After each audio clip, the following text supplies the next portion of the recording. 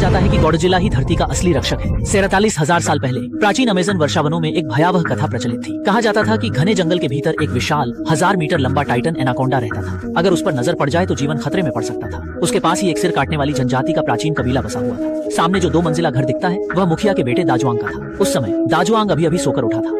वह अपने नए मछली तालाब को देख रहा था और बड़ा खुश था।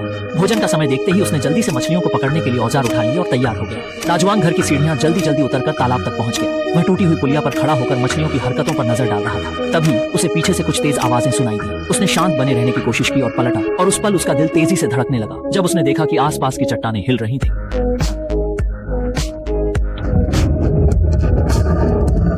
असल में वह एक बड़ा टीरेक्स था। दाजुआंग चौंक कर अपनी नाव में कूद गया। वह इतना डर गया कि उसका रक्तचाप 300 के पार हो गया, लेकिन उसे यह पता नहीं था कि उसका यह कदम उसे सीधे नरक के दरवाजे पर ले जाएगा। अचानक कुछ कठोर चीज छोटे तालाब पर प्रहार कर रही थी।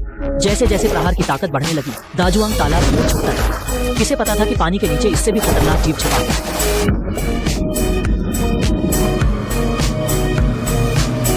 वह पलक झपकते ही टाइटन एनाकोंडा का शिकार हुआ। पूरी तरह से स्तब्ध टीरेक्स यह देखने के लिए आया कि उसका शिकार गायब क्यों हो गया। उसने पानी की हल्की लहरों को सूंघा था।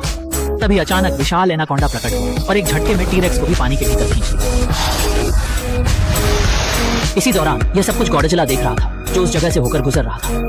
प्राचीन प्रजाति के नाते उसने हमेशा पृथ्वी को अपना घर और इंसानों को अपना घनिष्ठ साथी समझा। इसलिए उसने तुरंत कार्रवाई करने का निर्णय लिया। जब उसने देखा कि दाजुआंग पर हमला हो चुका है तो वह गुस्से में आ गया। उसने समझा कि उसे हस्तक्षेप करना ही होगा। उसने अपने शक्तिशाली पंजों से विशाल अजगर को तालाब से बाहर खींच लिया।